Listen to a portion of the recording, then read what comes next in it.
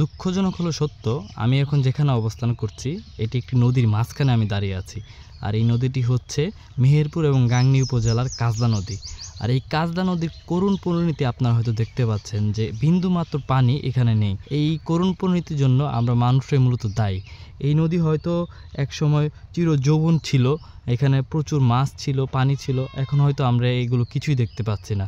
আমি এলাকাবাসী থেকে তথ্য নিয়েছিলাম যে এই নদীতে একসময় অনেক বড় বড় বোয়াল মাছ পাওয়া যেত। অনেক সময় এই নদী এতটাই গভীর ছিল যে মানুষ এখানে ডুবে যেত।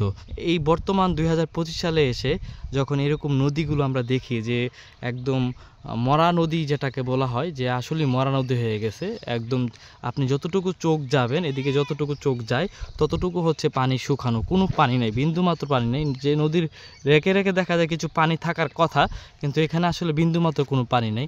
আর এই নদীর এই সাইডে হচ্ছে কিছু ধান ক্ষেত আছে, এদিকে কিছু ধান ক্ষেত, এই যে আপনারা দেখতে পাচ্ছেন ধান ক্ষেতগুলো। আর ওইখানে তো এই যে এখানে হচ্ছে ভুট্টা চাষ করতেছে, ওই ভুট্টার পর্যন্ত হচ্ছে এখানে নদীর পানি ছিল। তা আমি এখানে এলাকাবাসীর একজন তথ্য নিলাম, উনি বললো এই নদী আস্তে আস্তে দখল হতে হতে একটা সময় এগুলো সামনে এসে পড়ছে, তারপরে হচ্ছে পানি এখানে গভীরতা কমে গেছে। আর এই করুণ পরিণতি হয়তো একদিনে হয় নাই, দীর্ঘ 20 থেকে 25 বছর ধরে এই করুণ পরিণতি হয়েছে। তো আমাদের উচিত এত সুন্দর একটি নামের নদী, যে নদীটির নাম হচ্ছে কাজলা নদী, এই নদীর মতো আরও অসংখ্য নদী বাংলাদেশে রয়েছে যেগুলোকে বাঁচিয়ে তোলা দরকার।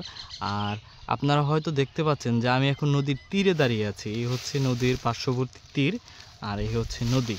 তো এই নদী দেখে আমার খুব কষ্ট হয়েছে যে বাংলাদেশে আমরা জানি নদীমাতৃক দেশ, এই নদীমাতৃক দেশ হওয়া সত্ত্বেও আমাদের নদীগুলো তিলে তিলে গ্রাস করে নিচ্ছে। এখন তো এটা একেবারে শেষ, এরকম তিলে তিলে বাংলাদেশে অনেক নদী হচ্ছে আস্তে আস্তে বিলুপ্ত হয়ে যাচ্ছে। আপনাদের আসার সময় আপনাদের নদীটা দেখলাম, এটা একেবারে শুকিয়ে গেছে। তো আপনি তো ছোট থেকে এখানে বড় হয়েছেন, তাই না? এখান থেকে। আচ্ছা, এই নদী কি কখনো এরকম পরিপূর্ণ পানি দেখছেন কখনো? হ্যাঁ হ্যাঁ, এই পর্যন্ত একদম এই পর্যন্ত পানি উঠেছে। এখন এই অবস্থা হওয়ার কারণ কি? ওই আস্তে আস্তে ভরাট পড়ে গেছে, মানে সামনের দিক দিয়ে এরা ভরাট করে নিয়েছে আস্তে আস্তে। হ্যাঁ, ওই আগে কেটেছে, আগে ওইখানে একটু খাল খনন করালো, ওইখানে একটা ব্রিজ আছে আমাদের গ্রামে বাড়ির নিচ দিয়ে। এই নদীটা মানে এমন হয়েছে যে আপনার কখনো মাছ টাছ ধরছেন এখানে? ও প্রচুর প্রচুর। এইখানে আমরা এখানে খড়ের ভুইছিল আমাদের, বিরাট বিরাট বয়েল মাছ, 1 মণ 1.5 মণ বয়েল মাছ। আব্বাদের তেড়ি মারছে গ্রামে যেত, জোর দিয়ে মেরেছে, বিরাট বিরাট বয়েল, 2 মণ 3 মণি।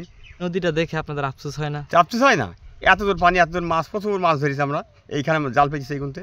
নদীর গভীরতা দেখে কমে গেছে, গভীরতা কমে গেছে, ওষার কমে গেছে, পানি নেই বলি। আর এখানে এটা হয়েছে যে কয় বছর হবে এরকম অবস্থা হয়েছে?